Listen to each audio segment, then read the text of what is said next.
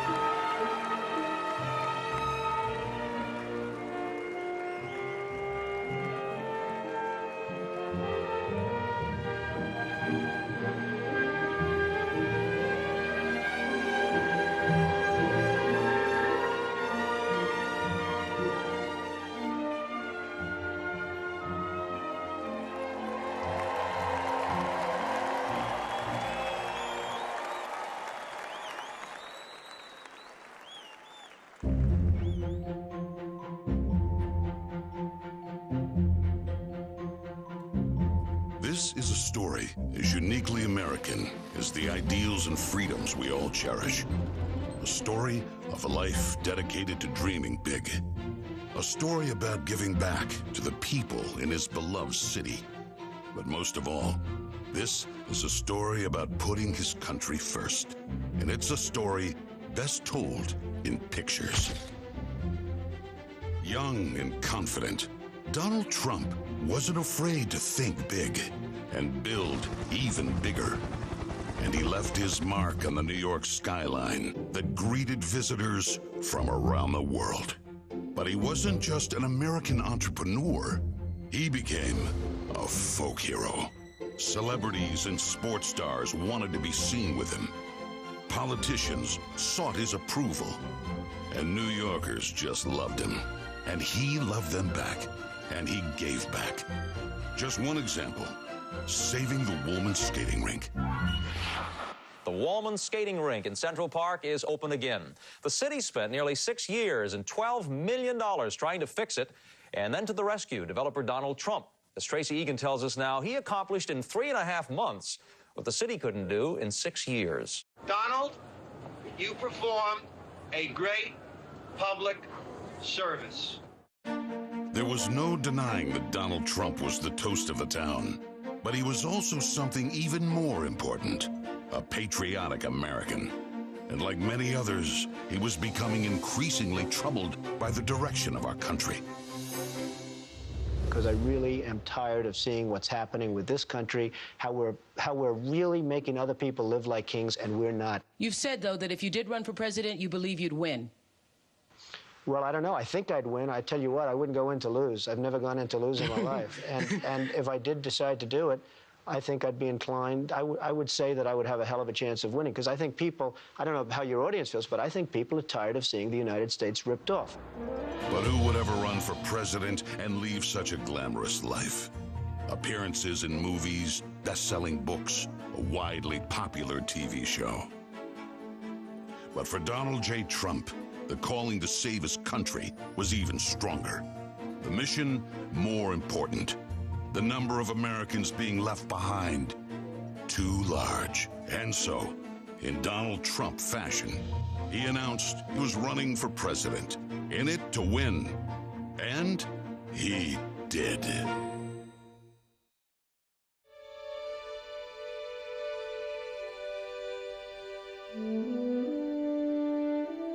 From his first day in office, the Washington politicians learned something about President Trump. He's not afraid to fight for what he believes in. They call that having the courage of your convictions. First up, the Trump tax cuts, largest in America's history, and it led to higher take-home pay for working families. Unfortunately, today, taxes are up and incomes down. The politicians just never learn. Next for President Trump, secure our border. Check. Miles and miles of wall built. ISIS and other terrorists deterred. But now, we have the Barney Fife of border security, leading to 250,000 Americans dead from fentanyl coming in.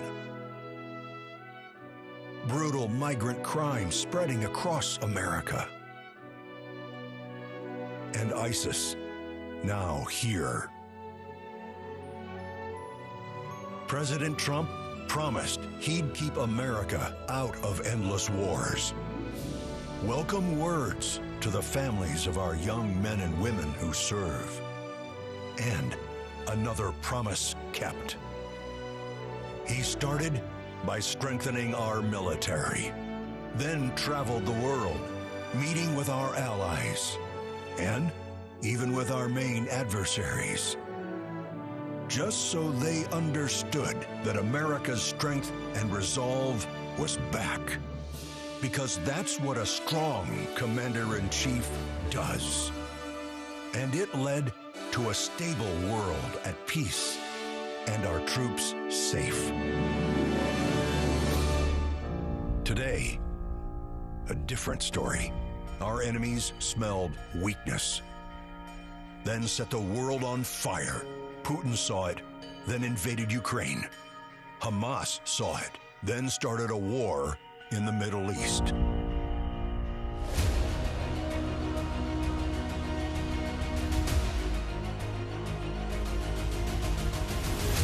There's one more thing we've learned about President Trump. He believes so strongly in America, so optimistic for our possibilities, and so committed to fighting to once again make our country great, that there is nothing that is going to stop him.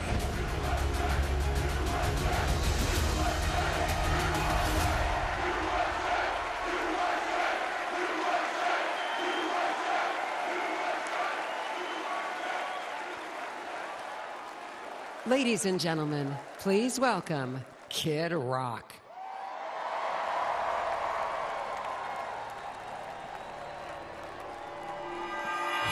What up, America? If you're ready for President Trump to take the stage, I need everybody to stand up. I need everybody to put a fist up in the air. Everybody, get a fist up in the air. Now follow me. Say fight, fight. Say fight, fight. Say fight, fight. Say Trump, scream.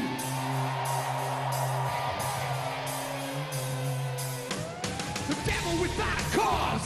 I'm back with the beaver hats and Ben Davis slacks. 30-pack of stroll, straight rock and roll. No Rogaine in the propane flow. The chosen one, I'm the living proof. With the gift to gab from the city of truth. You know I jab, stab, and knock critics back. And I did not start a win. I said that I'm going platinum, selling rhymes. I went platinum 7 times. Still they ill and wanna see us fry. I guess because only God knows why. Why? Oh, they call me cowboy. I'm the singer of black. Throw a fist in the air. Let me see where you're at. Say fight, fight. Say fight, fight. Say fight, fight. I say Trump, Trump.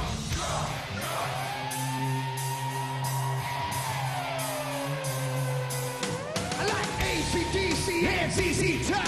Bocephus beasties and the kings of rock. Skinner, Seeger, Lip, Corn, Stones. David Attico and No-Show Jones. Yeah, pass that bottle around. Got the rock from Detroit, the soul from Motown. The underground, straight Detroit pimp. With tracks to Mac and slap back to back. Never gain no pay, I don't play with ass. Well, watch me rock with Liberace Flash. Punk rock the Clash, boy bands are trash. I like Johnny Cash and Grandmaster Flash. Flash, Flash, Flash, Flash.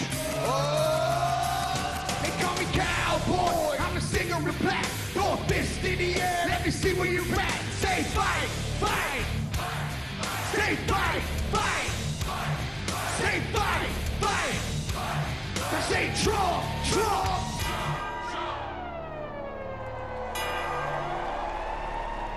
I'm an American badass. Watch me kick. You can roll and rock, or you can.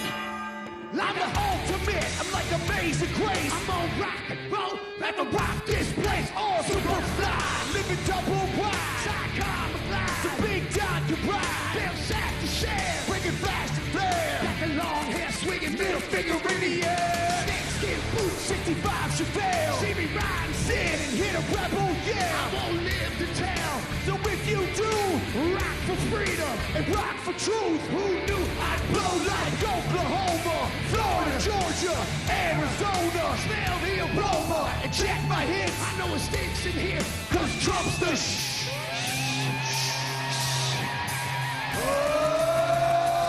They call me Cowboy, I'm a singer of black. Throw a fist in the air, let me see where you're at. Say Trump, Trump. Say Trump, Trump. Say Trump, Trump. Say Trump, Trump. I need to hear you louder than that. One more time. I'm a cowboy, badass and black. You singing Trump, Trump.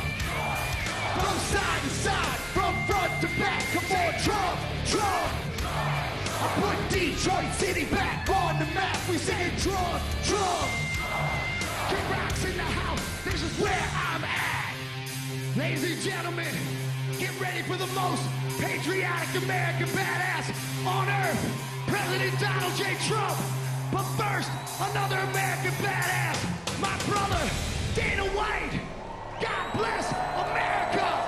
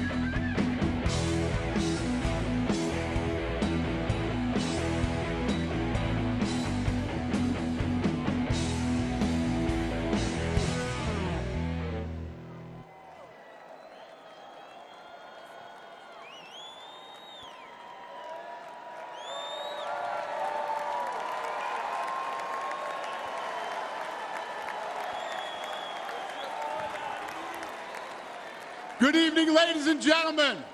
I am Dana White. I am the CEO and president of the Ultimate Fighting Championship. So 2 weeks ago, I got a call from President Trump asking me if I'd be willing to speak tonight. As usual, there was no pressure, no demands. He asked me as a friend, and of course I said yes. Then, after I accepted his offer, he sent me a text message, and I just want to read to you a little piece of what President Trump wrote to me. Dana, I'm so honored that you will be doing the introduction at the National Republican Convention. Think of it as the biggest fight you ever had, a fight for our country and even the world. I only wish you didn't have to interrupt your family trip, but I hope they understand they love you and they know how important this is. Now think about this. This man's running for president of the United States. He's fighting for the future of this country, and he's concerned about interrupting my family trip. That's the President Trump that I know, a man who truly cares about people. The mainstream media likes to push the narrative that he doesn't care about anyone but himself. I absolutely know that's not the truth because I've been friends with this guy for 25 years. And for the people who know me, they'll know this is true. I just want to make something very clear. Nobody in the Trump campaign has ever told me what to say. Nobody tells me what to say, and I'm nobody's puppet.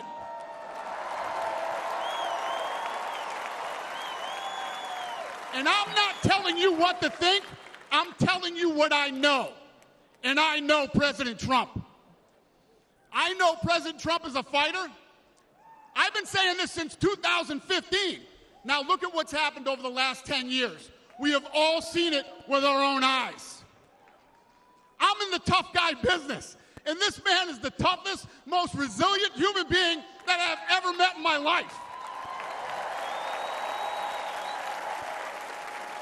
The higher the stakes, the harder he fights, and this guy never, ever gives up. So what's at stake here? The answer is in President Trump's text, and I quote, "A fight for our country." I know why he's running for president again. Why else would he put himself through everything he's dealt with just to get back here? We all know he doesn't need this. This guy's got a great life, he has a beautiful family, and he has achieved everything that you could possibly achieve in life. I know President Trump is literally putting his life on the line for something bigger than himself, and he's willing to risk it all because he loves this country.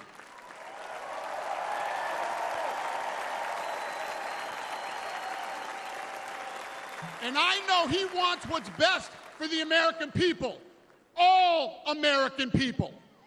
I know he's running for president to save our American dream. I'm living the American dream, and I know the American dream is very real. Whether you were born in this country or came here from someplace else, this is the last real land of opportunity. President Reagan once said, "Government's first duty is to protect the people, not run their lives." And if you're buried in government red tape, how will you ever start your own business? If you're struggling to pay your bills, how can you ever afford to start a family? And if you don't feel safe in your own town, why would you ever buy a house? I know that President Trump is fighting to save the American dream, and that's what's at stake in this election. We are choosing who we want to lead us in this fight. I know President Trump is a proven leader, a fearless leader, and this country was in a much better place when he was in the Oval Office. In my mind, the choice is clear. But this election, we all get to choose. I know I'm going to choose strength and security. I know I'm going to choose opportunity and prosperity. I know I'm going to choose real American leadership and a real American badass.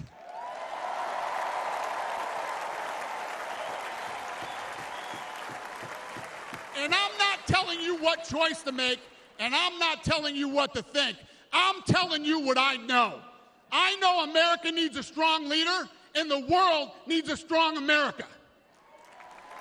I know Donald J. Trump is the best choice for President of the United States.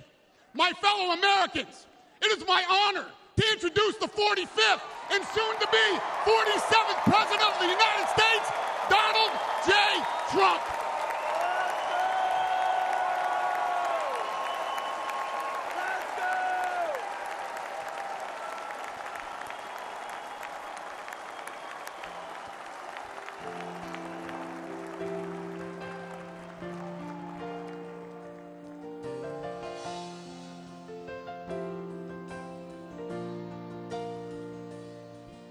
If tomorrow all the things were gone, I'd work for all my life, and I had to start again, just my children and my wife.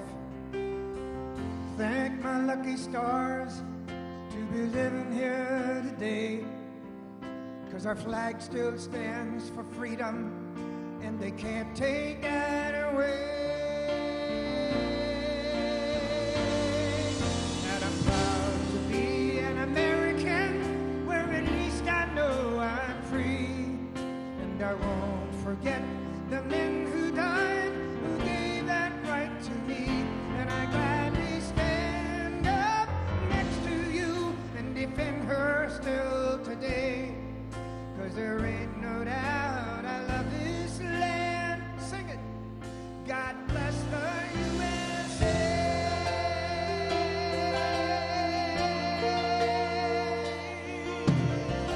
Yeah.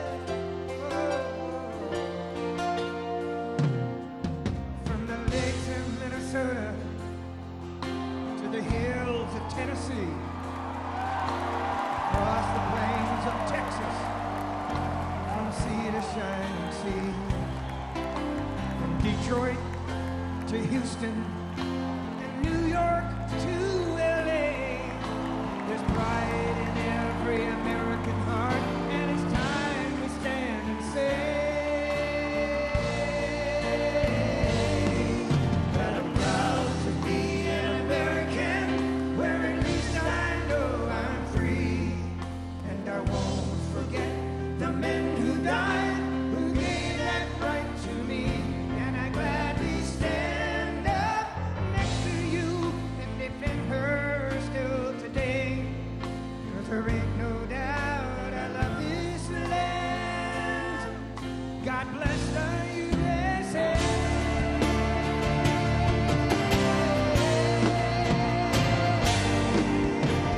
And I'm proud to be an American, where at least I know I'm free, and I won't forget the men who died, who gave that right to me, and I gladly stand up next to you and defend her still today, 'cause there ain't no doubt I love this land.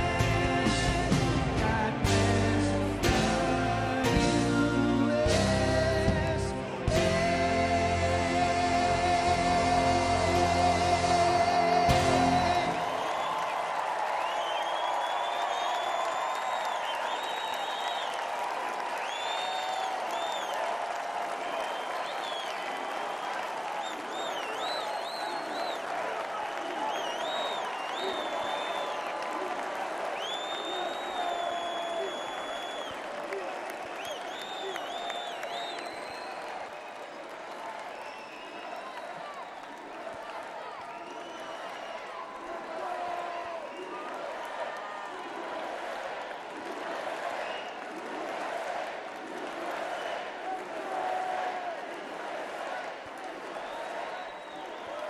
Thank you very much.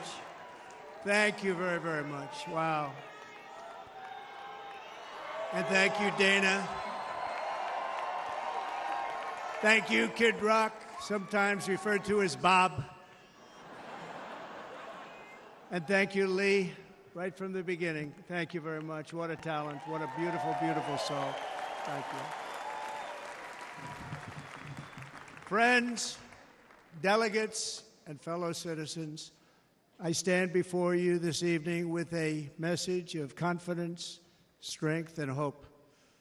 4 months from now, we will have an incredible victory, and we will begin the 4 greatest years in the history of our country. Together, we will launch a new era of safety, prosperity, and freedom for citizens of every race, religion, color, and creed. The discord and division in our society must be healed. We must heal it quickly. As Americans, we are bound together by a single fate and a shared destiny. We rise together or we fall apart. I am running to be president for all of America, not half of America, because there is no victory in winning for half of America. So tonight, with faith and devotion, I proudly accept your nomination for President of the United States. Thank you.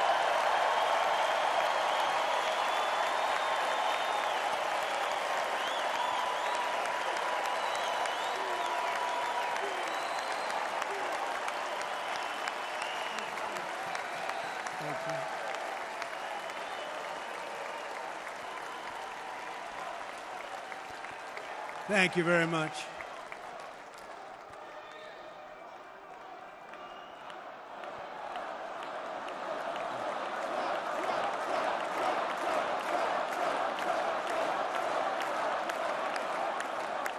Thank you very much.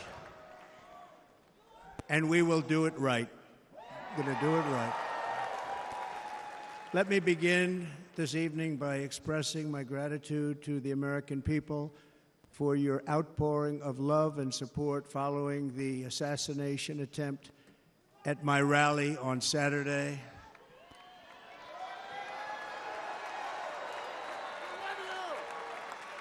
As you already know, the assassin's bullet came within a quarter of an inch of taking my life. So many people have asked me, what happened? Tell us what happened, please. And therefore, I will tell you exactly what happened, and you'll never hear it from me a second time because it's actually too painful to tell. It was a warm, beautiful day in the early evening in Butler Township in the great Commonwealth of Pennsylvania. Music was loudly playing, and the campaign was doing really well. I went to the stage, and the crowd was cheering wildly. Everybody was happy. I began speaking very strongly, powerfully, and happily because I was discussing the great job my administration did on immigration at the southern border. We were very proud of it.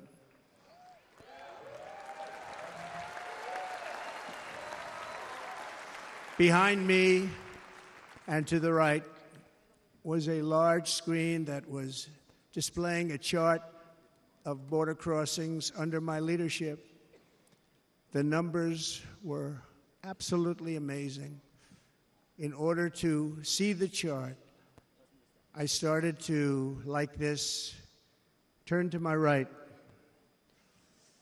and was ready to begin a little bit further turn, which I'm very lucky I didn't do, when I heard a loud whizzing sound and felt something hit me really, really hard on my right ear.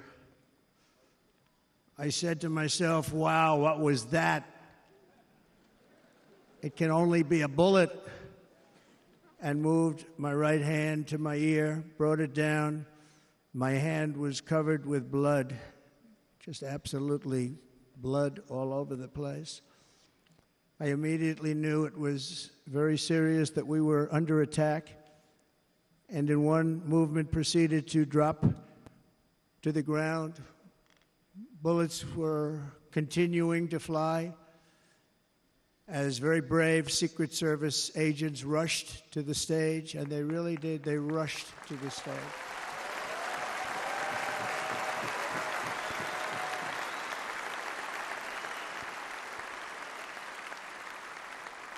These are great people at great risk, I will tell you, and pounced on top of me so that I would be protected.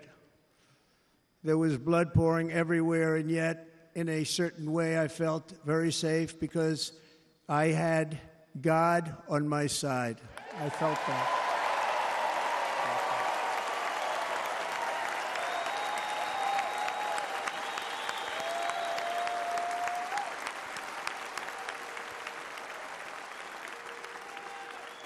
The amazing thing is that prior to the shot, if I had not moved my head at that very last instant, the assassin's bullet would have perfectly hit its mark, and I would not be here tonight. We would not be together.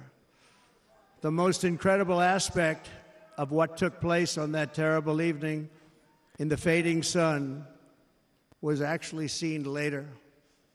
In almost all cases, as you probably know, and when even a single bullet is fired, just a single bullet, and we had many bullets that were being fired, crowds run for the exits or stampede, but not in this case. It's very unusual.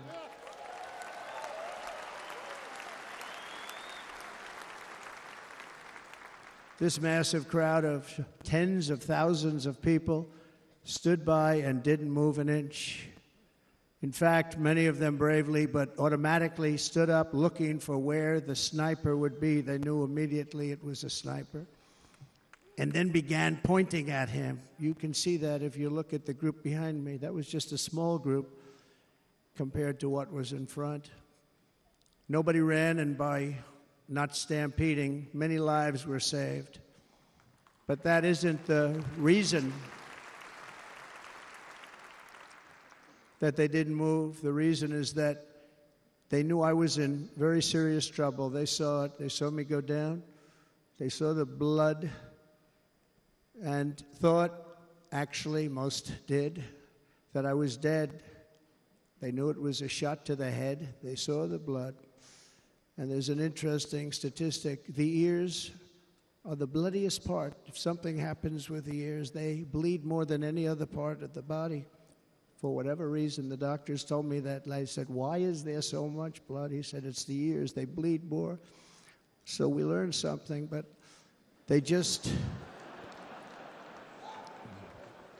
this beautiful crowd, they didn't want to leave me. They knew I was in trouble. They didn't want to leave me. And you can see that love written all over their faces. Incredible people. They're incredible people. Bullets were flying over us, yet I felt serene. But now the Secret Service agents were putting themselves in peril. They were in very dangerous territory. Bullets were flying right over them, missing them by a very small amount of inches. And then it all stopped. Our Secret Service sniper, from a much greater distance and with only one bullet used, took the assassin's life, took him out.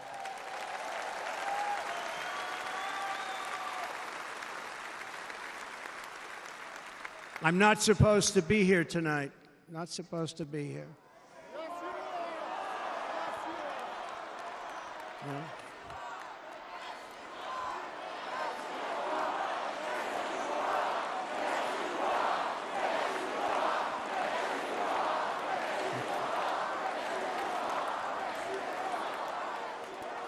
Thank you. But I'm not.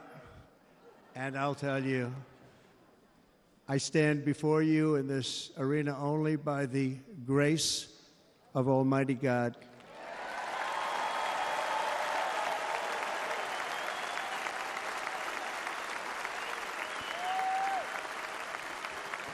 In watching the reports over the last few days, many people say it was a providential moment.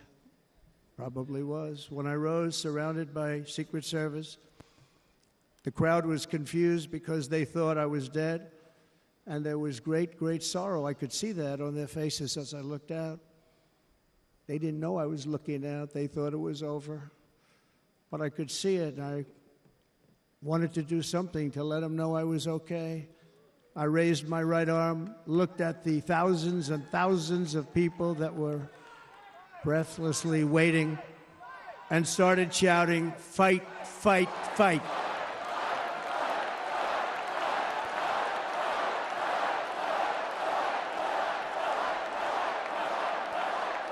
Thank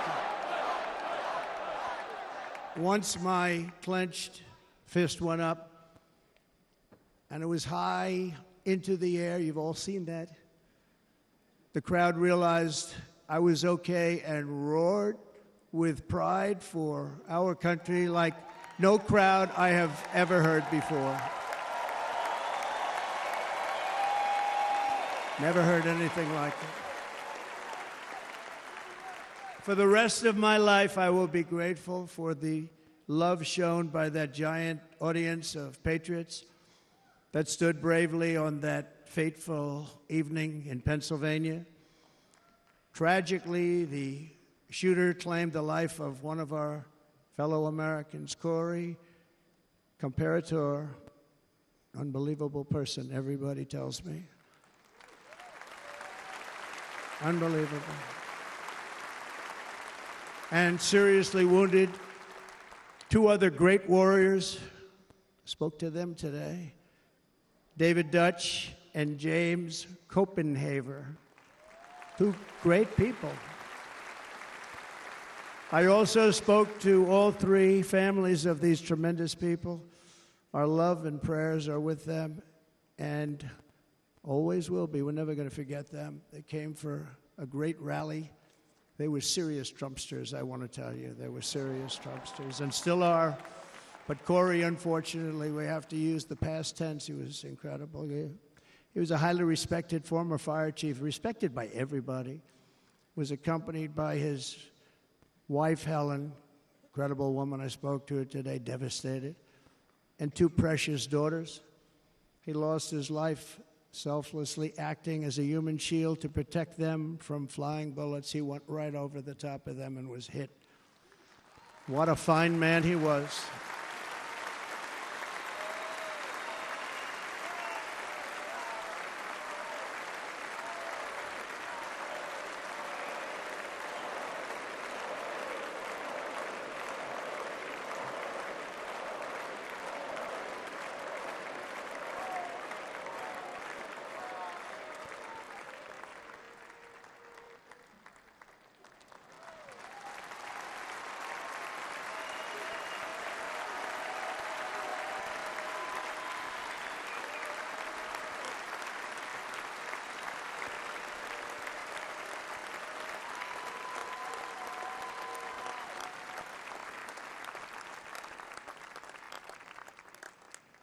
I want to thank the fire department and the family for sending his helmet, his outfit, and it was just something, and they're going to do something very special when they get it. But we did something which cannot match what happened, not even close. But I am very proud to say that over the past few days, we've raised $6.3 million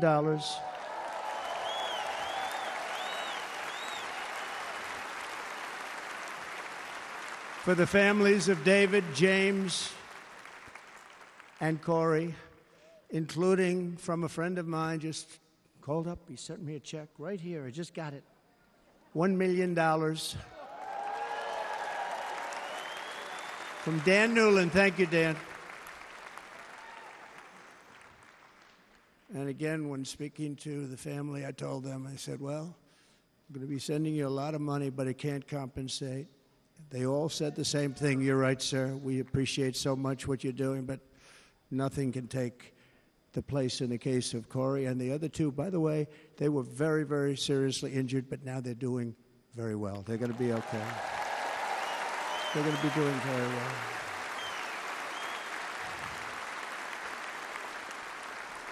They're warriors. So now I ask that we observe a moment of silence in honor of our friend Corey.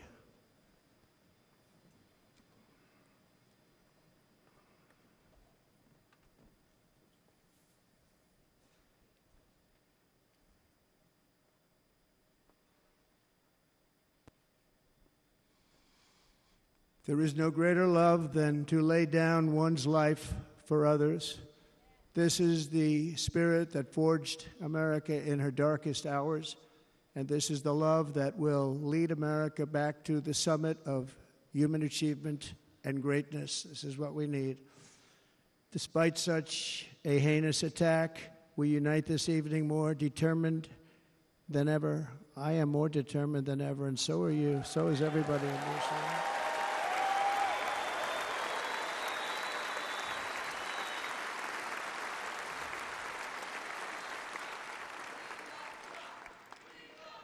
Thank you. Thank you very much.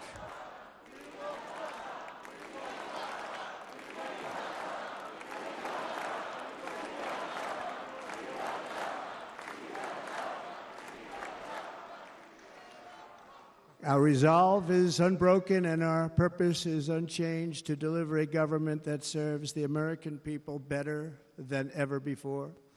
Nothing will stop me in this mission because our vision is righteous and our cause is pure.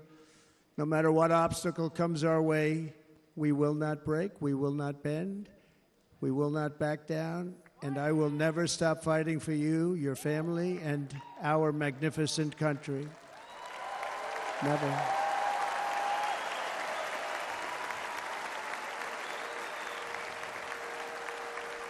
And everything I have to give with all of the energy and fight in my heart and soul, I pledge to our nation tonight. Thank you very much. I pledge that to our nation.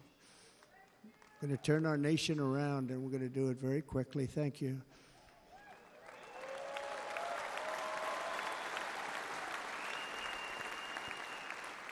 This election should be about the issues facing our country and how to make America successful, safe, free, and great again.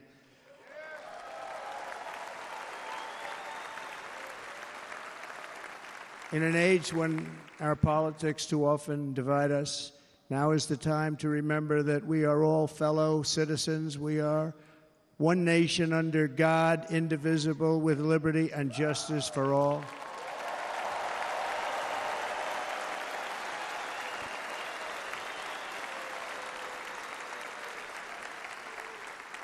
And we must not criminalize dissent or demonize political disagreement, which is what's been happening in our country lately at a level that nobody has ever seen before. In that spirit, the Democrat Party should immediately stop weaponizing the justice system and labeling their political opponent as an enemy of democracy.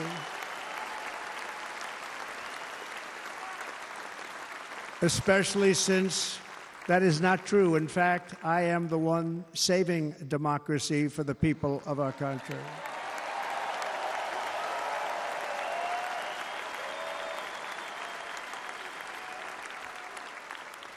And very big news, as you probably just read, on Monday a major ruling was handed down from a highly respected federal judge in Florida, Eileen Cannon, finding that the prosecutor and the fake documents case against me were totally unconstitutional, and the entire case was thrown out of court. With all of that publicity, thrown out of court. If Democrats want to unify our country, they should drop these partisan witch hunts, which I have been going through for approximately 8 years. And they should do that without delay and allow an election to proceed that is worthy of our people. We're going to win it anyway, but worthy of our people. On this journey, I am deeply honored to be joined by my amazing wife, Melania.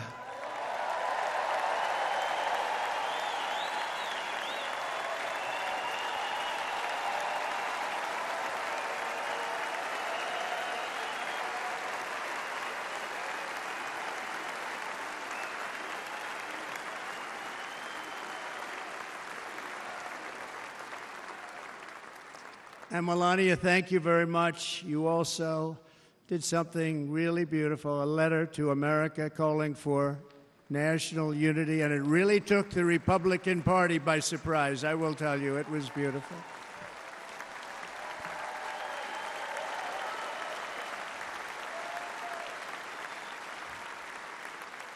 In fact, some very serious people said that we should Ivanka and Jared, Eric and Lara, Tiffany and Michael, Barron, we love our Barron.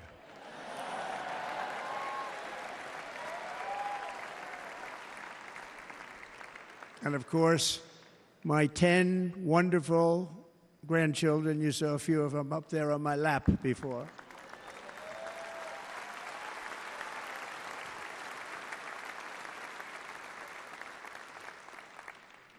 And how good was Dana? Was Dana good? I mean, was he good?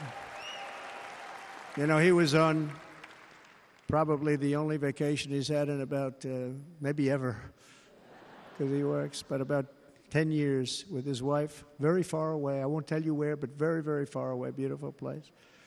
And my people called, and he said, I won't be able to do it. This is many, many years. I promised my wife I can't do it. And they came in, they said, Dana won't be able to do it, because he was my first, second, and third choice. I said, well, that's too bad, but I understand he's away, and it's good. It's good for him. And that was it. About 30 minutes later, she came back in, sir, Dana just called. He's going to do it. And his wife, she said, you can't turn him down. You just can't do it. You have to go. That's a good wife.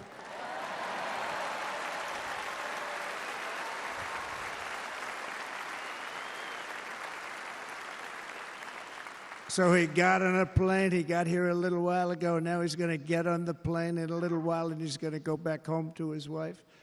But they're great, and I just want to thank her and him and their whole family, because that's not easy. And Kid Rock, same thing. Called, he said, I want to be a part of it. I want to be a part, because, Kid does his great song, Big, Big Monster song. I had no idea. He became a friend of mine over the last 10 years. And he's amazing. Everyone loves him. I didn't even know how big he was. He has rallies, 35,000, 40,000 people he gets every time he goes out. I think he's making so much money, he doesn't know what the hell to do with it. You want to know? And then we have my other friend, and I've known him so long, and we took that song, and it was a big success, but we made that.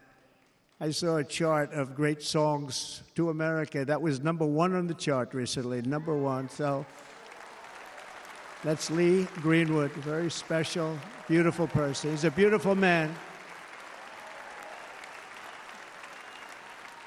But they all wanted to be here. They called. And how about the Hulkster? How good was he? Is he up? Where is he? Boy, oh boy.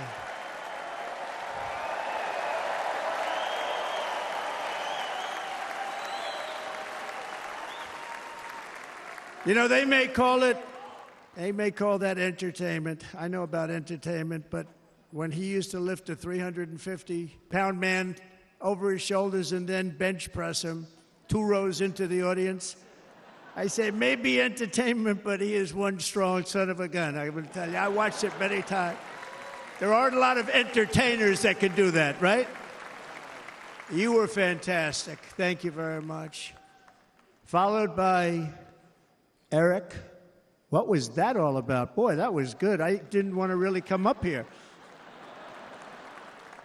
But he was so great, and he's such a good young man. He went through a lot of trouble, and Don last night was incredible. They went through so much trouble. They got subpoenaed more than any people probably in the history of the United States. Every week they get another subpoena from the Democrats, crazy Nancy Pelosi, the whole thing, just boom, boom, boom. They've got to stop that because they're destroying our country. We have to work on making America great again, not on beating people. And we won. We beat them and all. We beat them on the impeachments. We beat them on indictments. We beat them. But the time that you have to spend, if they would devote that genius to helping our country, we'd have a much stronger and better country.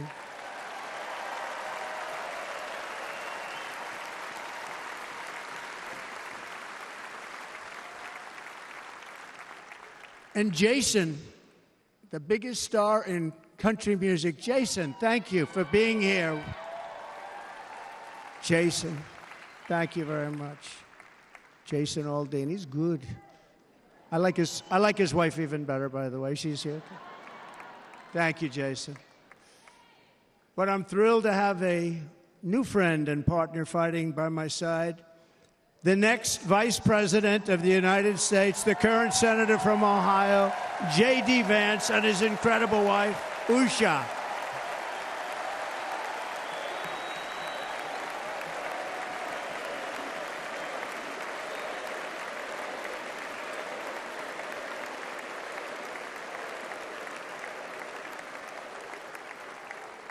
He's going to be a great Vice President. He's going to be great. He'll be with this country and with this movement, greatest movement in the history of our country, Make America Great Again.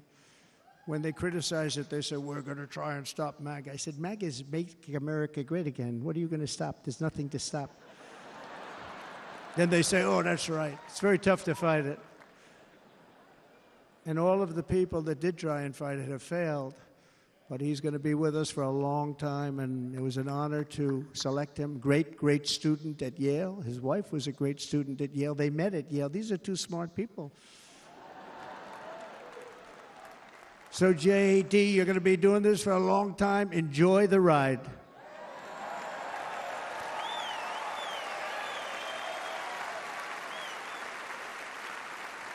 And a very special thank you to the extraordinary people of Milwaukee and the great state of...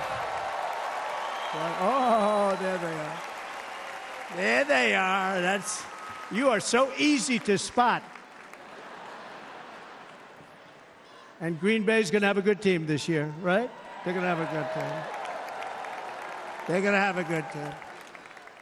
Most of the audience doesn't like it, but it's true. You're going to have a very good team this year. And by the way, Wisconsin, we are spending over $250 million here creating jobs and other economic development all over the place. So I hope you will remember this in November and give us your vote. I am trying to buy your vote. I'll be honest about that.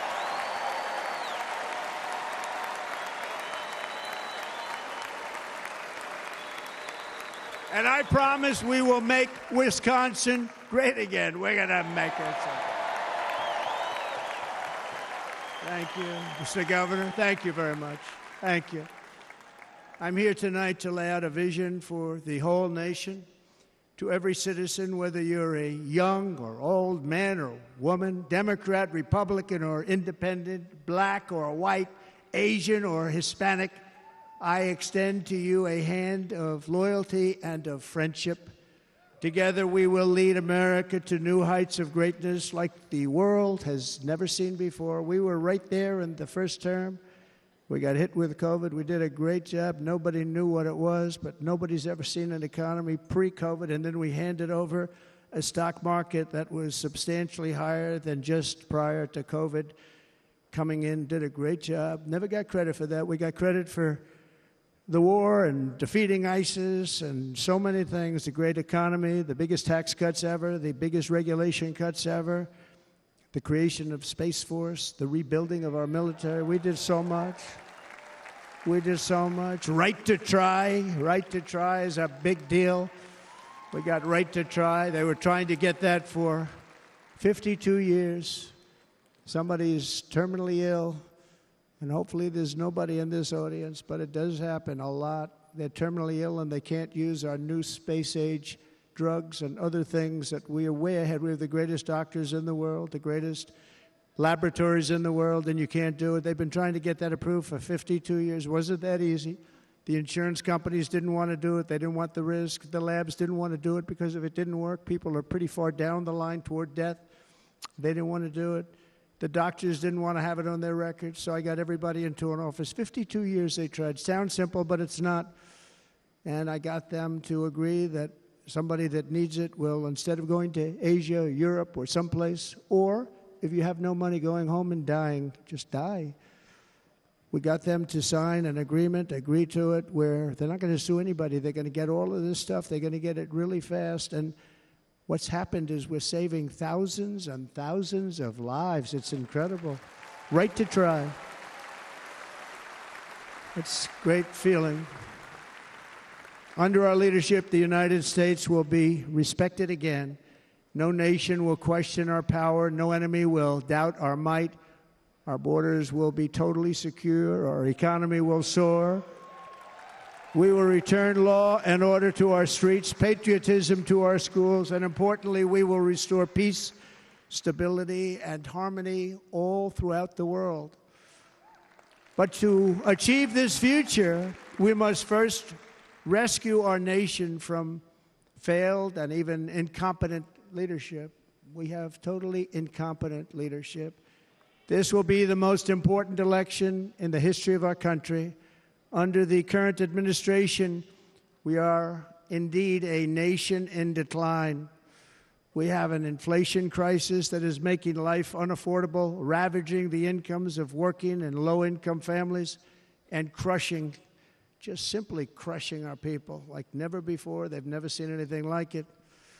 We also have an illegal immigration crisis, and it's taking place right now as we sit here in this beautiful arena. It's a massive invasion at our southern border that has spread misery, crime, poverty, disease, and destruction to communities all across our land. Nobody's ever seen anything like it. Then there's an international crisis, the likes of which the world has seldom been part of. Nobody can believe what's happening. War is now raging in Europe and the Middle East. A growing specter of conflict hangs over Taiwan, Korea, the Philippines, and all of Asia, and our planet is teetering on the edge of World War III, and this will be a war like no other war because of weaponry. The weapons are no longer army tanks going back and forth shooting at each other. These weapons are obliteration. It's time for a change. This administration can't come close to solving the problems. We're dealing with very tough, very fierce people. They're fierce people. And we don't have fierce people. We have people that are a lot less than fierce, except when it comes to cheating on elections and a couple of other things. Then they're fierce. Then they're fierce. So tonight, I make this pledge to the great people of America. I will end the devastating inflation crisis immediately, bring down interest rates, and lower the cost of energy. We will drill, baby, drill.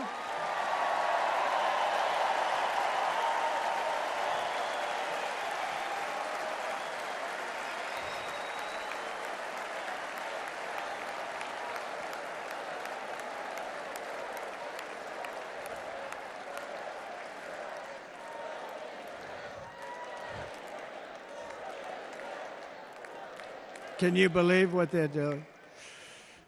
But by doing that, we will lead a large-scale decline in prices. Prices will start to come down. Energy raised it. They took our energy policies and destroyed them. Then they immediately went back to them, but by that time, so much was lost.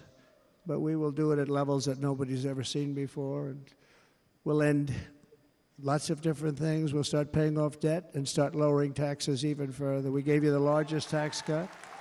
We'll do it more. You know, people don't realize I brought taxes way down, way down, and yet we took in more revenues the following year than we did when the tax rate was much higher. Most people said, how did you do that? Because it was incentive. Everybody was coming to the country. They were bringing back billions and billions of dollars into our country. The companies made it impossible to bring it back. The tax rate was too high, and the legal complications were far too great. I changed both of them, and hundreds of billions of dollars by Apple and so many other companies were brought back into our nation, and we had an economy the likes of which no nation had ever seen. China, we were beating them at levels that were incredible. And they know it. They know it. We'll do it again, but we'll do it even better. I will end the illegal immigration crisis by closing our border and finishing the wall, most of which I've already built.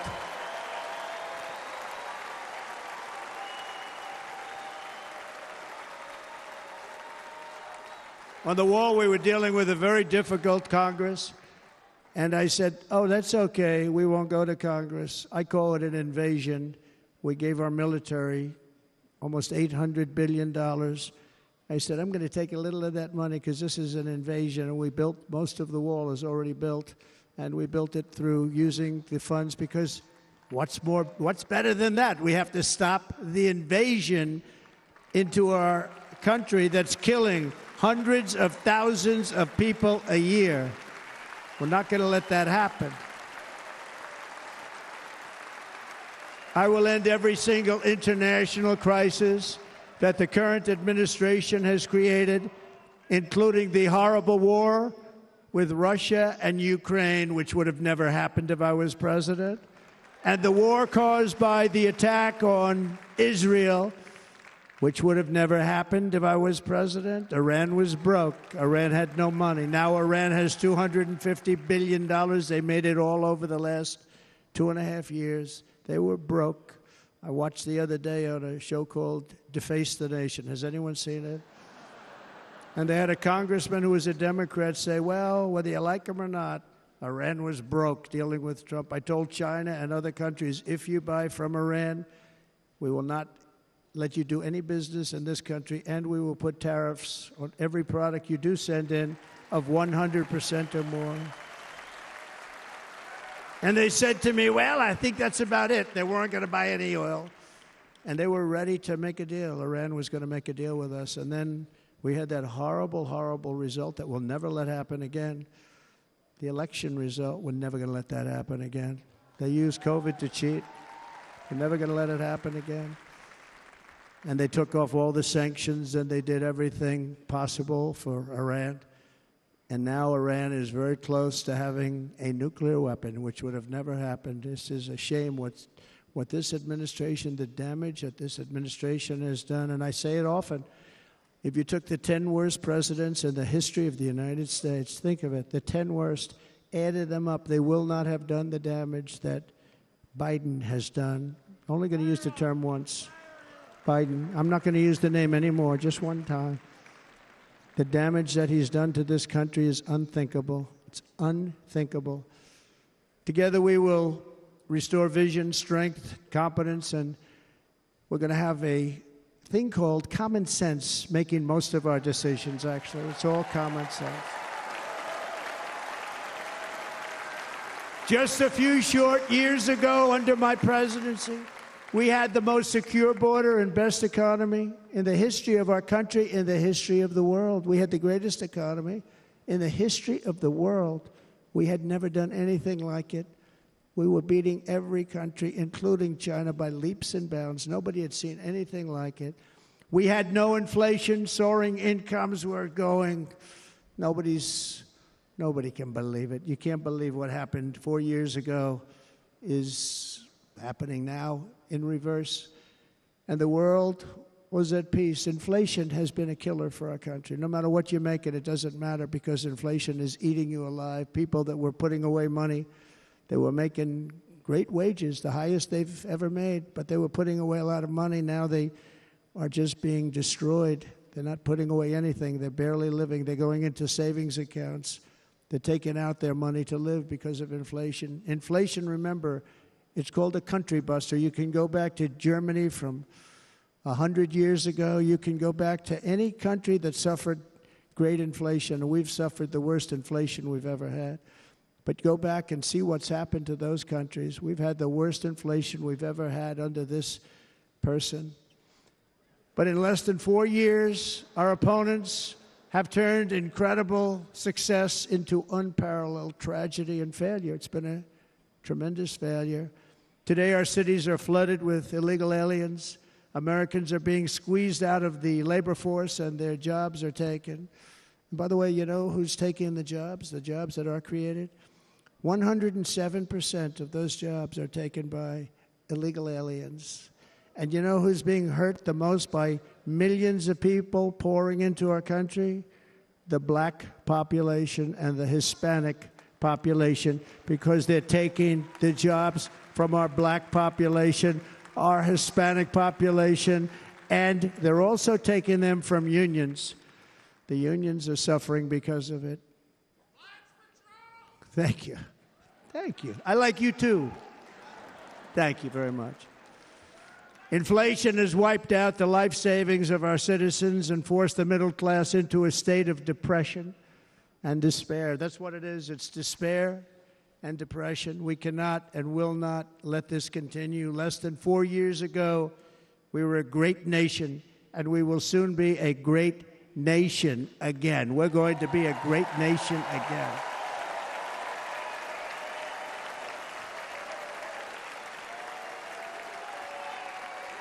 Thank you. With proper leadership, every disaster we are now enduring will be fixed, and it will be fixed very, very quickly.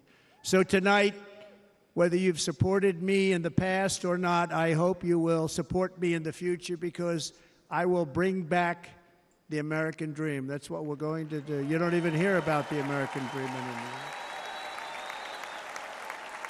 With great humility, I am asking you to be excited about the future of our country. Be excited. Be excited.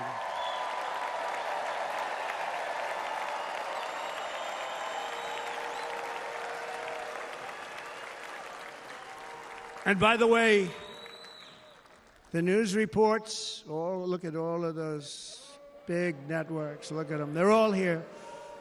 But every one of them has said this could be the most organized, best run, and most enthusiastic convention of either party that they've ever seen. Every single one.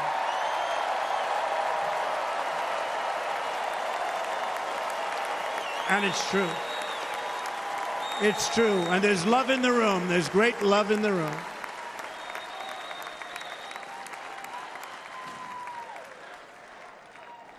So I better finish strong.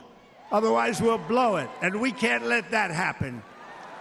Now, this was great. All of the great people that spoke, and everybody hit a home run. I mean, there's not one that I can think of where I said, oh, gee, that wasn't great. Every single person. I refuse to be the only one. Don't do that to me. They're already getting ready. See, I gave them an idea.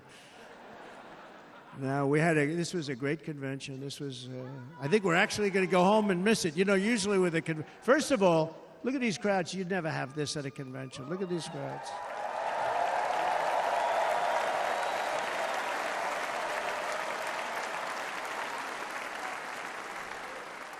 Love. It's about love. This week, the entire Republican Party has formally adopted an agenda for America's renewal, and you saw that agenda. And it's very short compared to the long, boring, meaningless agendas of the past, including the Democrats. They write these things that are hundreds of pages long, and they never read them after they're done. In their case, fortunately, they don't read them because they're pretty bad. It's a series of bold promises that we will swiftly implement when you give us a Republican House. And Mr. Speaker, thank you very much. We have our great Speaker of the House with us tonight. Mr. Speaker, thank you very much. Thank you. A Republican Senate, we have many senators here. And send me back to our beautiful White House just a few short months from now. We're talking about just months. It can't come fast enough. We have to get it done. First, we must get economic relief to our citizens. Starting on day one, we will drive down prices and make America affordable again. We have to make it affordable. It's not affordable. People can't live like this. Under this administration, our current administration, groceries are up 57%, gasoline is up 60% and 70%, mortgage rates have quadrupled.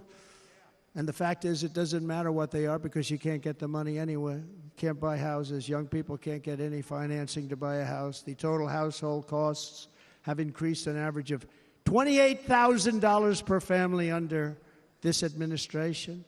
Republicans have a plan to bring down prices and bring them down very, very rapidly. By slashing energy costs, we will in turn reduce the cost of transportation, manufacturing, and all household goods. So much starts with energy. And remember, we have more liquid gold under our feet than any other country by far. We are a nation that has the opportunity to make an absolute fortune with its energy. We have it, and China doesn't. Under the Trump administration, just 3.5 years ago, we were energy independent. But soon, we will actually be better than that. We will be energy dominant and supply not only ourselves, but we will supply the rest of the world with numbers that nobody has ever seen, and we will reduce our debt, $36 trillion. We will start reducing that, and we will also reduce your taxes still further. Next, and by the way, they want to raise your taxes 4 times, think of it. And all my life I grew up watching politicians. I always loved politics, I guess. I was on the other side. I'd watch and they were always talking about, we will give you a tax cut. We will give you a tax cut. My whole life I was watching, I will give you a tax cut, right, Mr. Congressman? That's all they talked about. This is the only administration that said, we're going to raise your taxes by 4 times what you're paying now, and people are supposed to vote for them? I've never heard it. You're paying too much. We're going to reduce your taxes still further. We gave you the biggest one, as I said. We're going to give you more, and it's going to lead to tremendous growth. We want growth in our country. That's what's going to pay off our debt.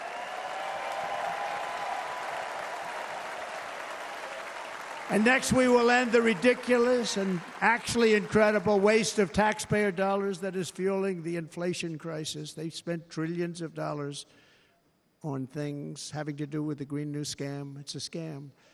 And that's caused tremendous inflationary pressures in addition to the cost of energy. And all of the trillions of dollars that are sitting there not yet spent, we will redirect that money for important projects like roads, bridges, dams, and we will not allow it to be spent on meaningless Green New Scam ideas.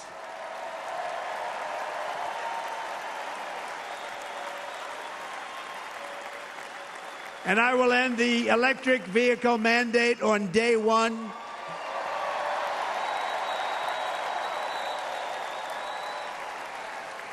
Thereby saving the U.S. auto industry from complete obliteration, which is happening right now, and saving U.S. customers thousands and thousands of dollars per car. And right now, as we speak, large factories just started are being built across the border in Mexico. So with all the other things happening on our border, and they're being built by China to make cars and to sell them into our country, no tax, no anything. The United Auto Workers ought to be ashamed for allowing this to happen. And the leader of the United Auto Workers should be fired immediately. And every single auto worker, union and non-union, should be voting for Donald Trump, because we're going to bring back car manufacturing, and we're going to bring it back fast.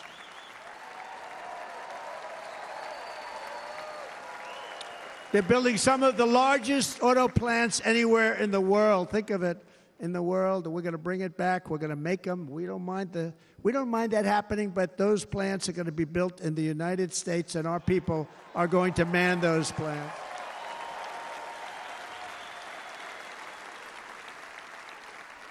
And if they don't agree with us, we'll put a tariff of approximately 100 to 200% on each car, and they will be unsellable in the United States. We have long been taken advantage of by other countries.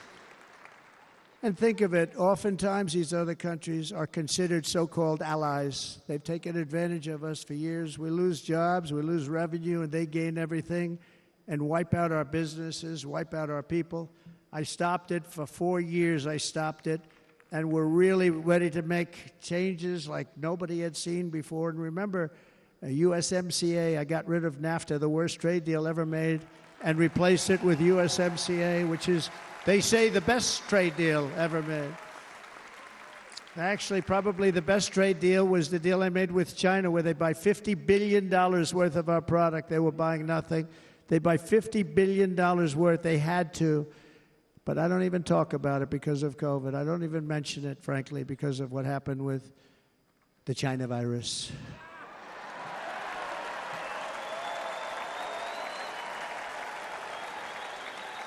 We will not let countries come in, take our jobs, and plunder our nation. They come and do that. They plunder our nation. The way they will sell their product in America is to build it in America. Very simple. Build it in America and only in America.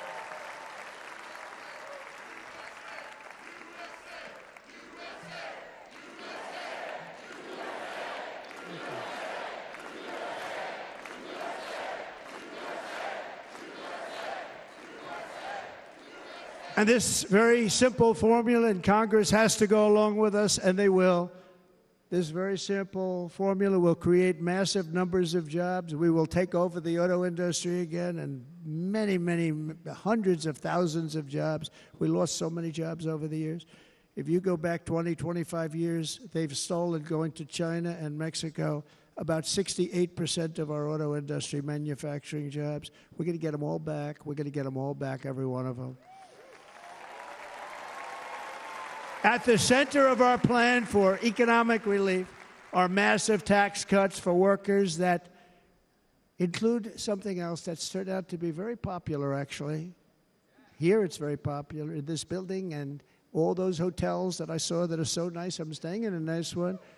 It's called no tax on tips. No tax on tips. No tax on tips.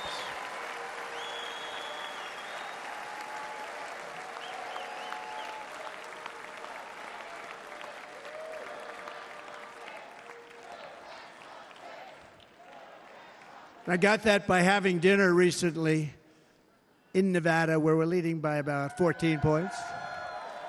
Hello. I'll see you there very soon, everybody.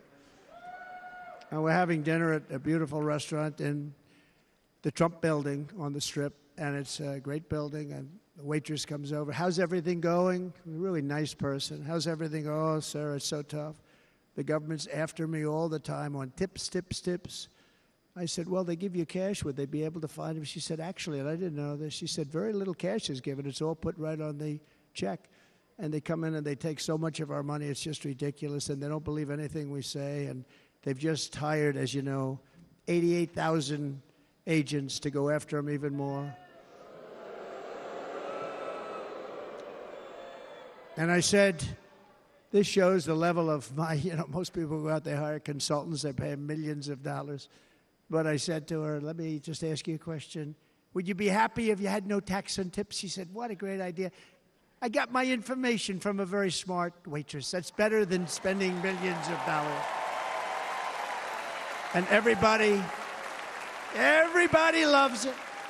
Waitresses and caddies and drivers and everybody. It's a large group of people that are being really hurt badly. They make money, let them keep their money.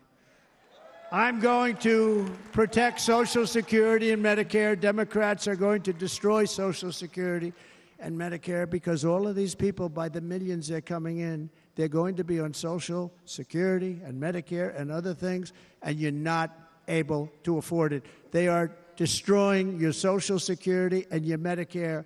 Under my plan, incomes will skyrocket, inflation will vanish completely, jobs will come roaring back, and the middle class will prosper like never, ever before, and we're going to do it very rapidly.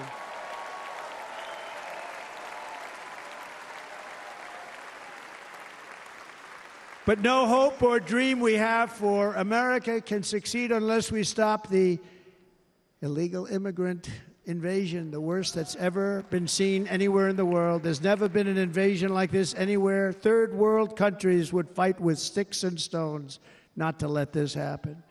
The invasion at our southern border, we will stop it, and we will stop it quickly. You heard Tom Homan yesterday. Tom Homan, put him in charge and just sit back and watch.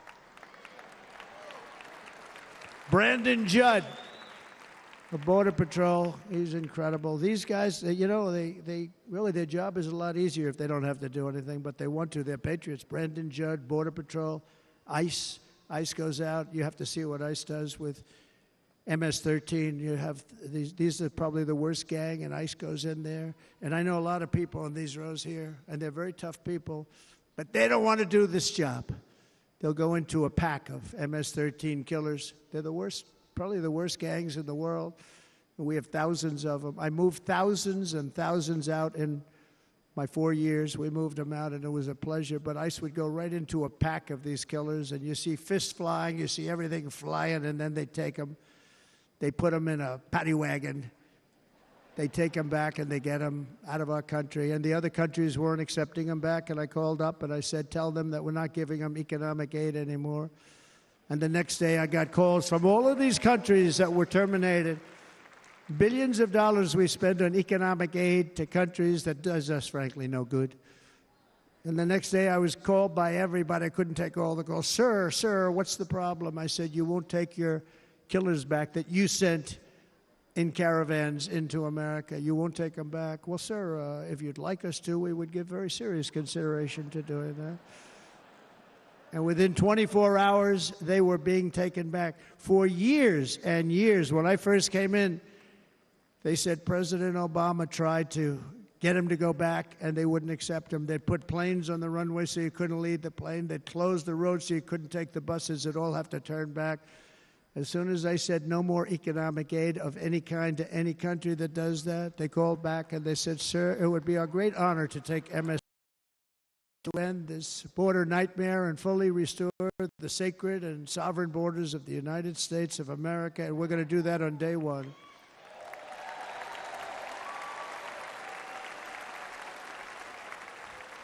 That means two things on day one, right? Drill, baby, drill, and close our borders.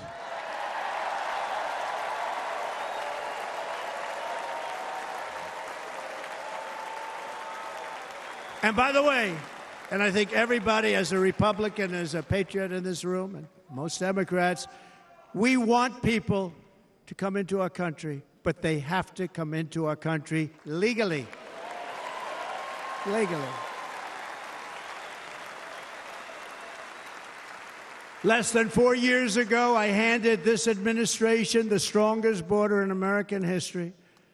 But you can see on the chart that saved my life, that was the chart that saved my life. I said, look it, I'm so proud of it. I think it's one of the greatest, it was done by the Border Patrol, one of the greatest charts I've ever seen. It showed everything just like that. You know the chart. Oh, there it is. That's pretty good. Wow. Last time I put up that chart, I never really got to look at it. But without that chart, I would not be here today.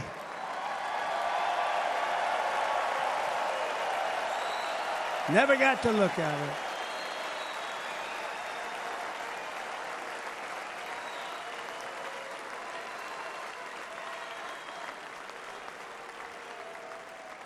I said, you got to see this chart. I was so proud of it, and by the time I got to there, I never got to see it that day.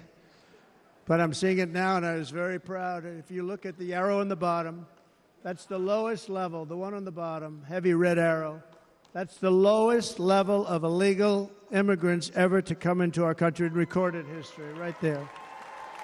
Right there. And that was my last week in office. And then you see what happened after I left. Look at the rest. And if you go out a little bit further, it's getting to be a little bit old, but I love it anyway, right? But you can go much higher with those numbers. Look what happened right after that. The invasion began. We had the opposite. We stopped the invasion. But the invasion that we stopped was peanuts by comparison to what happened after I left. Look at what happened after I left. They took over our country. We ended all catch and release. We shut down asylum fraud. We stopped human trafficking and forged historic agreements to keep illegal aliens on foreign soil. We want them to stay on their soil. Under the Trump administration, if you came in illegally, you were apprehended immediately and you were deported. You went right back.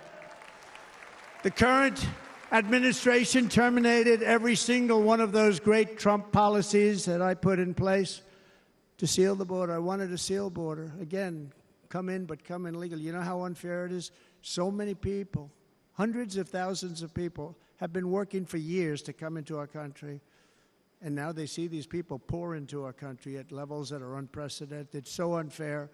And we're not going to do it. We're not going to stand for it. They suspended Wall construction ended, remain in Mexico. We had a policy, remain in Mexico. You think that was easy to get from the Mexican government? But I said, you must give it to us. If you don't give it to us, there will be repercussions, and they gave it to us. But not easy. Canceled our Safe Third agreements, demolished Title 42, implemented nationwide catch and release. That's catch and release, where we catch them and release them into our country. We catch them and release them into Mexico. There's a slight difference. And took 93, this is the previous administration, 93 executive actions to throw open our border to the world. The entire world is pouring into our country because of this very foolish administration. The greatest invasion in history is taking place right here in our country. They are coming in from every corner of the earth, not just from South America, but from Africa, Asia, the Middle East. They're coming from everywhere. They're coming at levels that we've never seen before. It is an invasion indeed, and this administration does absolutely nothing to stop them. They're coming from prisons. They're coming from jails. They're coming from mental institutions and insane asylums. You know, the press is always on me because I say this. Has anyone seen Silence of the Lambs? The late, great Hannibal Lecter. He'd love to have you for dinner. That's insane asylums. They're emptying out their insane asylums. And terrorists are coming in at numbers that we've never seen before. Bad things are going to happen.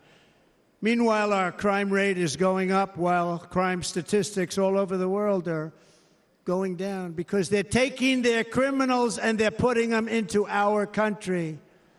A certain country, and I happen to like the president of that country very much, but he's been getting great publicity because he's a wonderful shepherd of the country. He says how well the country's doing because their crime rate is down. And he said he's training all of these rough people. They're rough.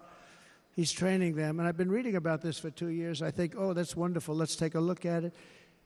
But then I realized he's not training them. He's sending all of his criminals, his drug dealers, his people that are in jails, he's sending them all to the United States. And he's different in that he doesn't say that. He's trying to convince everybody what a wonderful job he does in running the country. Well, he doesn't do a wonderful job. And by the way, if I ran one of the countries, many countries from all over, I would be worse than any of them. I would have had the place totally emptied out already.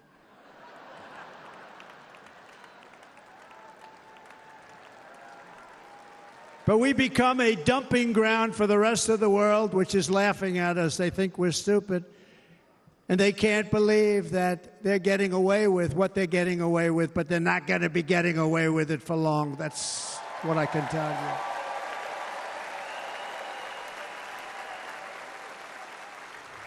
In Venezuela, Caracas, high crime.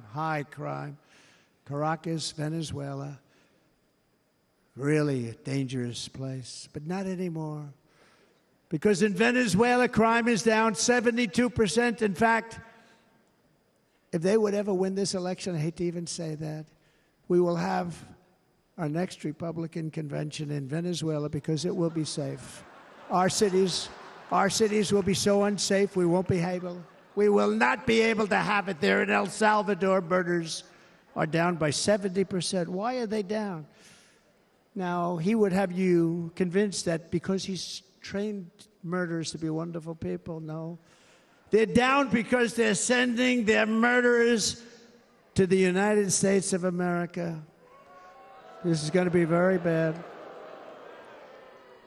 And bad things are going to happen, and you're seeing it happen all the time. That's why, to keep our families safe, the Republican platform promises to launch the largest deportation operation in the history of our country. Even larger than that of President Dwight D. Eisenhower from many years ago. You know, he was a moderate, but he believed very strongly in borders. He had the largest deportation operation we've ever had.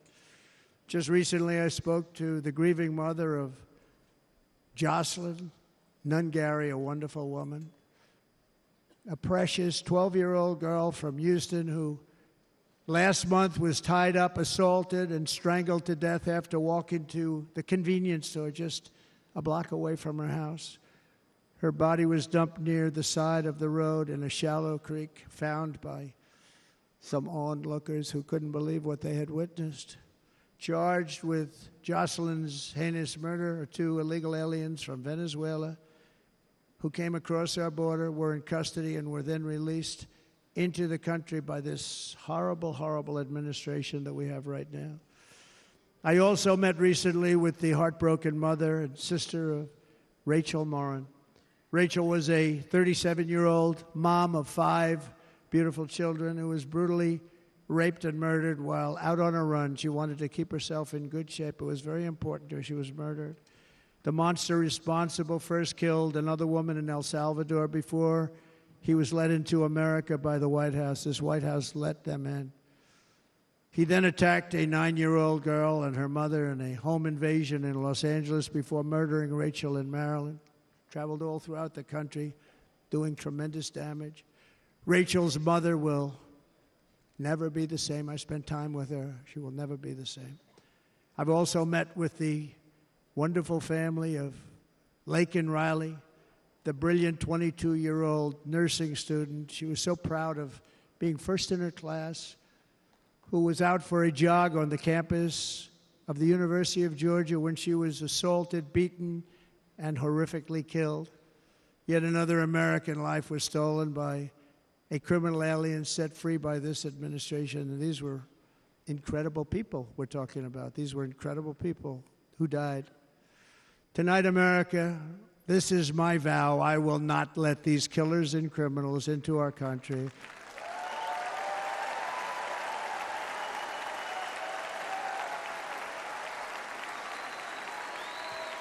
I will keep our sons and daughters safe. As we bring security to our streets, we will help bring stability to the world. I was the first president in modern times to start no new wars. You know, we were the toughest, we were the most respected. And you saw this.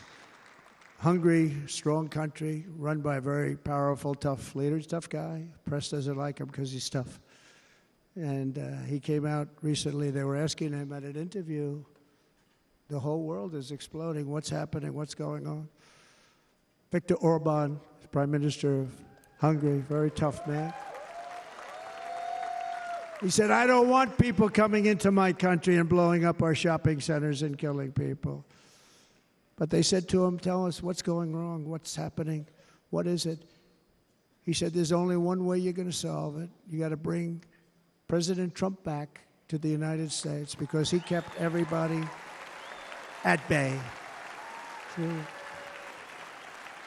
He used a word I wouldn't use because I can't use that word. Because you'd say it was braggadocious. The press would say he was a braggart. I'm not a braggart. But Viktor Orban said it. He said Russia was afraid of him. China was afraid of him. Everybody was afraid of him. Nothing was going to happen. The whole world was at peace. And now the world is blowing up around us. All of these things that you read about were not going to happen. Under President Bush, Russia invaded Georgia. Under President Obama, Russia took Crimea. Under the current administration, Russia is after all of Ukraine.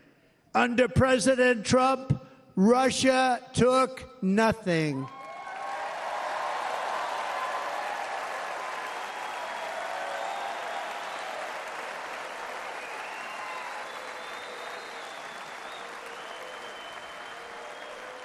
We defeated 100% of ISIS in Syria and Iraq, something that was said to take 5 years, sir. It'll take 5 years, sir.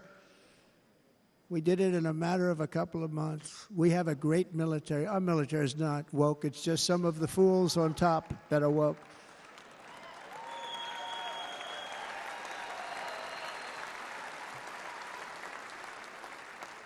I got along very well. North Korea, Kim Jong-un, I got along very well with him. The press hated when I said that. How could you get along with him? Well, you know, it's nice to get along with somebody who has a lot of nuclear weapons or otherwise, isn't it? See, in the old days, they'd say, that's a wonderful thing. Now they say, how can you possibly do that? But no, I got along with them, and we stopped the missile launches from North Korea. Now North Korea is acting up again, but when we get back, I get along with them. He'd like to see me back, too. I think he misses me, if you want to know the truth. Our opponents inherited a world at peace and turned it into a planet of war. We're in a planet of war. Look at that attack on Israel. Look at what's happening with Ukraine. The cities are just bombed out. How can people live like that where buildings, massive buildings, are falling to the ground? It began to unravel with the disastrous withdrawal from Afghanistan, the worst humiliation in the history of our country. We have never had a humiliation like that. 13 heroic U.S. service members were tragically and needlessly killed. 45 others were horrifically wounded. Nobody ever talks about them. No arms, no legs, face explosions, horrifically wounded. And by the way, we have a man in this room who's running for the U.S. Senate from a great state, Nevada, named Sam Brown, who paid the ultimate price. Thank you, Sam. Thank you, Sam. Thank you. He paid the biggest price probably ever paid by anybody that is running for office, and I think he's going to do great. He's running against a person that is not good, not respected, a total lightweight. But Sam, I think, paid, really, we were talking about it with some of the senators that are working so hard for Sam, but he paid the biggest price of any senator ever to run for the Senate. I don't think anybody's ever what he did. He was a real hero, a really great person. And he's running, and I hope that everybody gets out and votes for Sam Brown.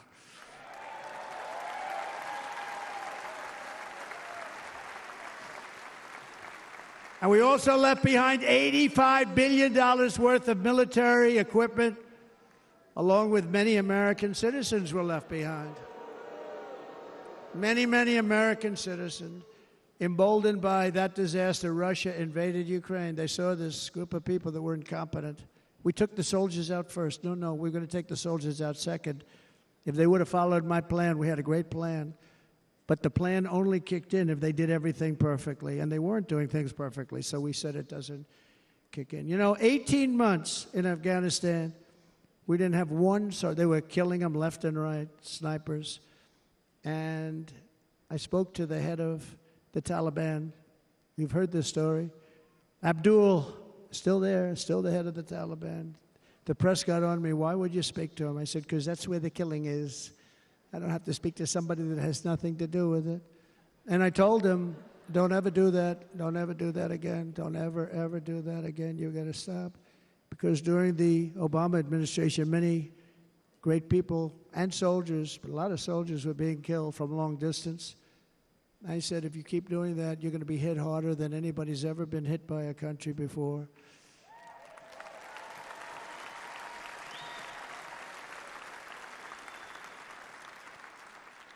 And he said, I understand, Your Excellency. He called me Your Excellency.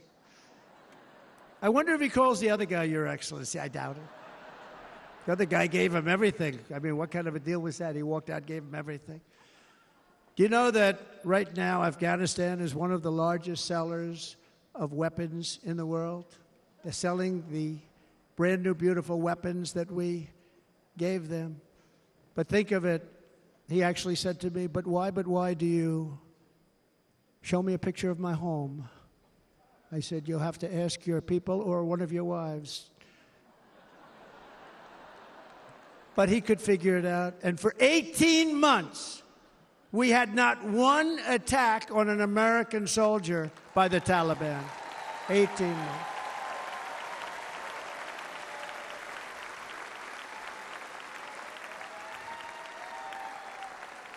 And then we had that horrible day where soldiers were killed. I was not there because of a ridiculous election. But we had that horrible attack. And they also gave up Bagram, one of the biggest bases anywhere in the world, air bases anywhere in the world, the longest runways, most powerful, hardened, thickened runways. We gave it up, and I liked it not because of Afghanistan. I liked it because of China. It's 1 hour away from where China makes their nuclear weapons. And you know who has it now? China has it now. We were keeping that. And now China is likewise circling Taiwan, and Russian warships and nuclear submarines are operating 60 miles off the coast in Cuba. Do you know that? No, the press refuses to write about it. If that were me running this country and we had nuclear submarines in Cuba, I will tell you that headlines every day would be, what's wrong with our president? You don't even hear this. You're not hearing about this. Russia has nuclear submarines and warships 60 miles away, Mr. Congressman, from Miami, by the way, happens to be here. Correct? In Cuba. And that would not be stood for if it were somebody else. They don't want to mention it, but now maybe they will. And the entire world, I tell you this, we want our hostages back, and they better be back before I assume office, or you will be paying a very big price.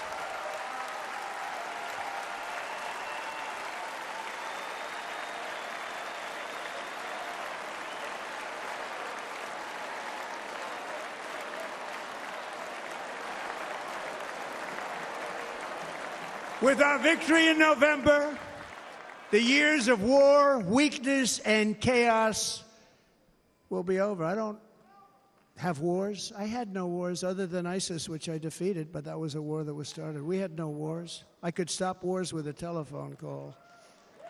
I could stop wars with just a telephone call. If properly stated, it would never start.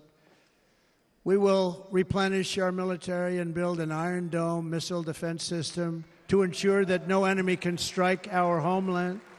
And this great Iron Dome will be built entirely in the USA. We're going to build it in the USA. And Wisconsin, just like I gave you that massive ship contract, and you're doing a very nice job, Governor, right? Thank you, Governor. And they're doing a great job. In fact, I had a little design change, and we gave them a tremendous for essentially what we used to call destroyers. These are now the most beautiful. They look like yachts. I said, we have to take the bow, and we have to make it a little nicer and a little point at the top instead of a flat nose. And the people at the shipyard said, this guy sort of knows what he's doing. We have the most beautiful ships, right, Governor? And everybody's sitting over there. And it was a big contract that everybody wanted. I gave it to Wisconsin, but we're going to have a lot of that built right here in the state of Wisconsin and all other states. Israel has an Iron Dome. They have a missile defense system. 342 missiles were shot into Israel, and only one got through a little bit. It was badly wounded. It fell to the ground, but most of them are. And Ronald Reagan wanted this many years ago, but we really didn't have the technology many years ago. Remember, they called it Starship, spaceship, anything to mock him. But he was a very good president, very, very good. But now we have unbelievable technology. And why should other countries have this and we don't? No, we're going to build an Iron Dome over our country, and we're going to be sure that nothing can come and harm our people. And again, from an economic development standpoint, we're going to make it all right here. No more sending it out to other countries in order to help. It's America first. America first.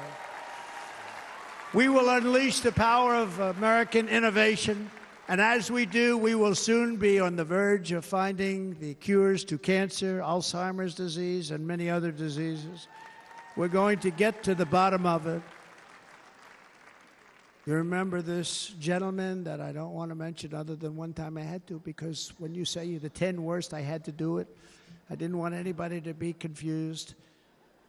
But this man said, we're going to find a cure to cancer. Nothing happened. We're going to get to the cure for cancer and Alzheimer's and so many other things. We're so close to doing something great. But we need a leader that will let it be done. We will not have men playing in women's sports. That will end immediately.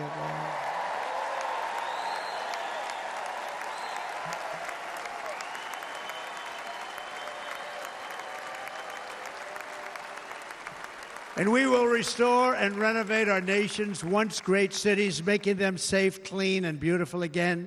And that includes our nation's capital, which is a horrible killing field. So many things. They leave from Wisconsin, they go to look at the Washington Monument, they end up getting stabbed, killed, or shot. We will be very soon very proud of our capital, again, Washington, D.C.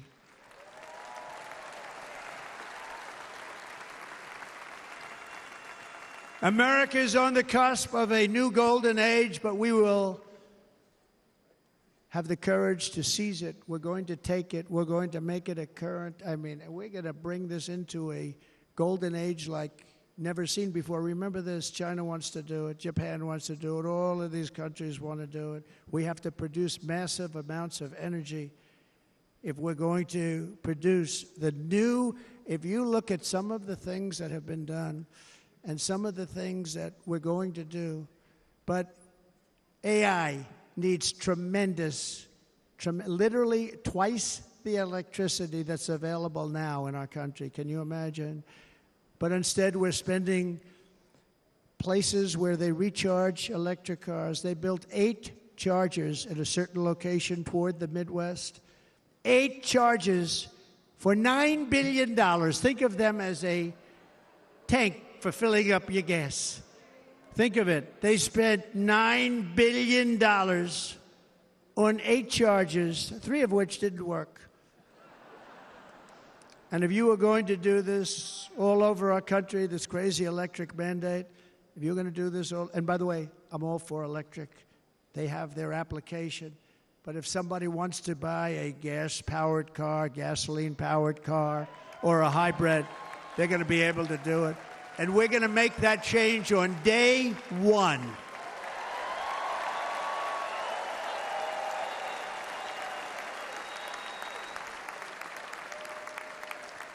So to conclude, just a few short days ago, my journey with you nearly ended. We know that.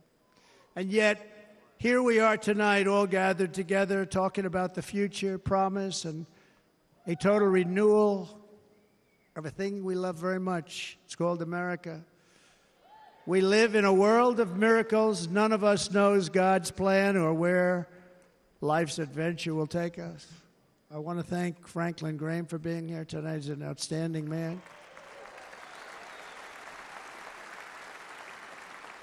He wrote me a note recently. I have a lot of respect for him. Sir, I love your storytelling. I think it's great in front of these big rallies. But, sir, please do me one favor. It won't make any difference. Please don't use any foul language. I was a little embarrassed. He said, it won't make any difference. Actually, it does. The story's not quite as good, but I've been very good. The story is not quite as good, to be honest. I've got to have a little talk with Franklin, but he was great. He's a great gentleman. His father was so incredible, Billy Graham. My father used to love taking me to see Billy Graham. My father would take me to see Billy Graham at Yankee Stadium. He had the biggest rallies you've ever seen. He was a good rally guy, too. But he'd get up, and he was a fantastic guy. My father loved Billy Graham. But I love Franklin Graham. I think Franklin's been fantastic, and I'm working so hard to adhere to his note to me. I'm working hard on it, Franklin. But if the events of last Saturday make anything clear, it is that every single moment we have on earth is a gift from God.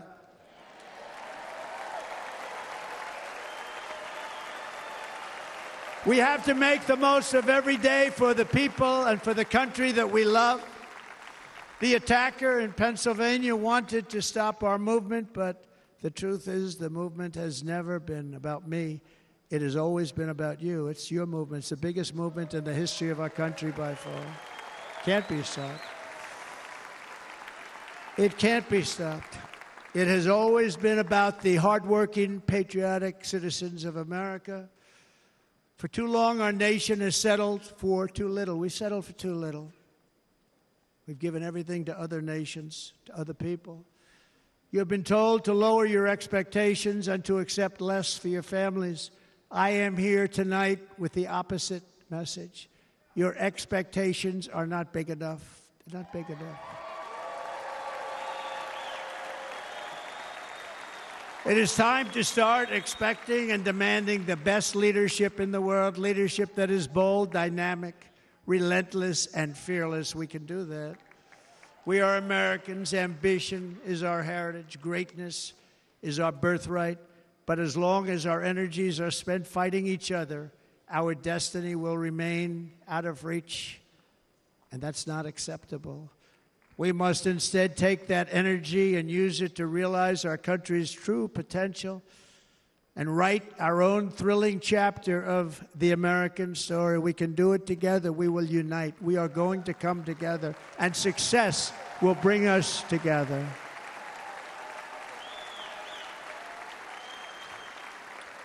It is a story of love, sacrifice, and so many other things. And remember the word, devotion. It's unmatched devotion. Our American ancestors crossed the Delaware, survived the icy winter at Valley Forge, and defeated a mighty empire to establish our cherished republic. They fought so hard, they lost so many. They pushed thousands and thousands of miles across a dangerous frontier, taming the wilderness to build a life and a magnificent home for their family. They packed their families into covered wagons, trekked across hazardous trails, scaled towering mountains, and braved rivers and rapids to stake their claim on the wide-open, new, and very beautiful frontier.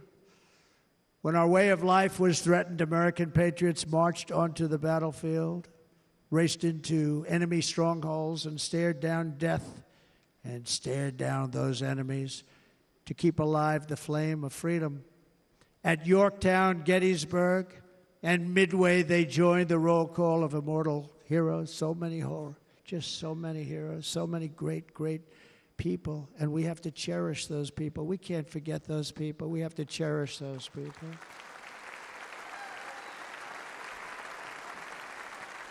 And building monuments to those great people is a good thing, not a bad thing. They saved our country. No challenge was too much. No hardship was too great.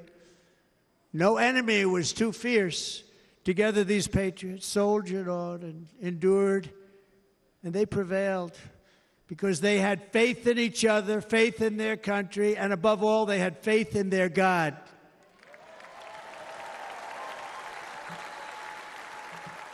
Just like our ancestors, we must now come together, rise above past differences.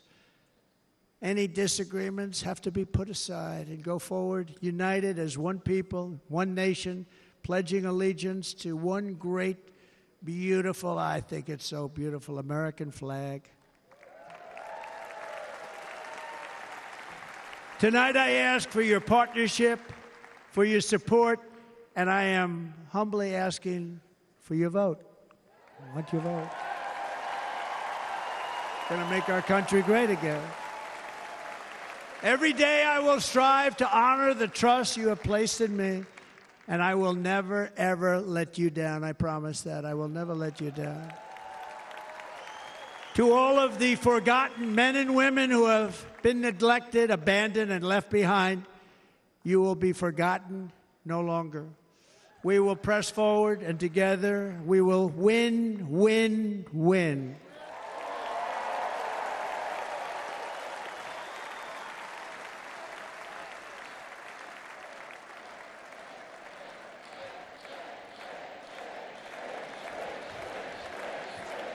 Win, win, win, win, win, win.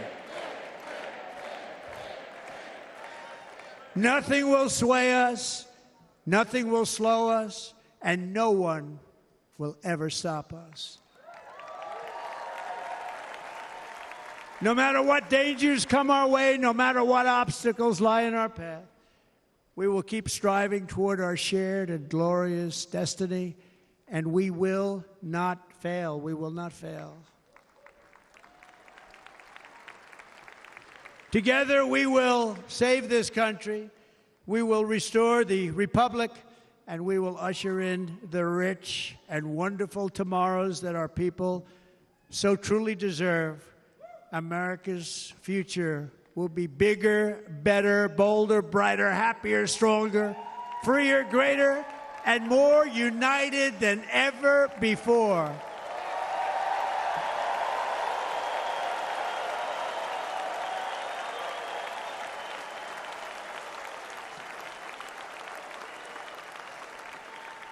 And quite simply put, we will very quickly make America great again. Thank you very much.